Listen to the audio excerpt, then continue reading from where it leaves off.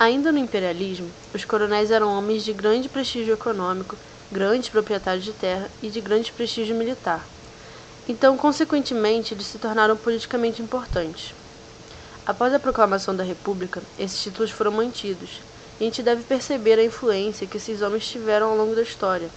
Eles foram responsáveis pelo desenvolvimento, pela estrutura econômica e política de determinada região, e exerciam poder sobre essa região. A partir desse poder e dessa influência surge o voto de cabresto, onde o coronel tem o seu curral eleitoral, a sua área de influência, passando a usar a violência para exigir o voto que o coronel deseja. Mas além da violência, existe o chamado clientelismo, porque o cabresto do burro, da pipa, serve para guiar, e não só para puxar o eleitor até a urna, e obrigar ele a votar em alguém. Porque aquela comunidade existe graças às atividades econômicas do coronel, da produção de suas terras. Quando uma criança nascia, por exemplo, o pai escolhia o coronel para ser o padrinho. Então as pessoas dependiam direta ou indiretamente do coronel. O fenômeno do coronelismo não se dá apenas pela violência, se dá por essas relações pessoais, essas relações de clientela. O que nos lembra e nos remete ao cenário atual, em época de eleição.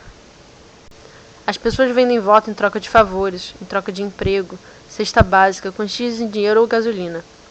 O clientelismo foi muito forte na Primeira República. Ele foi neutralizado em alguns momentos do governo Vargas com o primeiro Código Eleitoral, que garantia o voto secreto, mas ainda existem mecanismos para controlar o voto. Enquanto a gente estiver dentro da estrutura do grande latifúndio, das grandes desigualdades econômicas e sociais, ele vai continuar presente. Que o clientelismo gera a permanência desse tipo de prática, como a gente observa ele ainda presente nos dias atuais. A pesquisa ouviu 2.122 eleitores de 150 municípios. 10% dos entrevistados admitiram ter vendido voto em troca de emprego ou favores pessoais.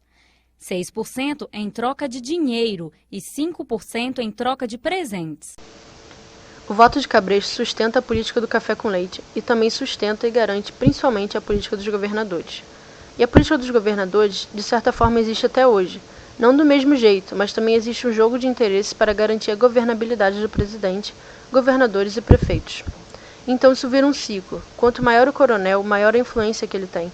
Quanto maior a influência que ele tem, mais recursos ele recebe. Quanto mais recursos ele recebe, mais poderoso ele fica. E assim essa estrutura vai se fortalecendo e se perpetuando ao longo dos anos na política brasileira.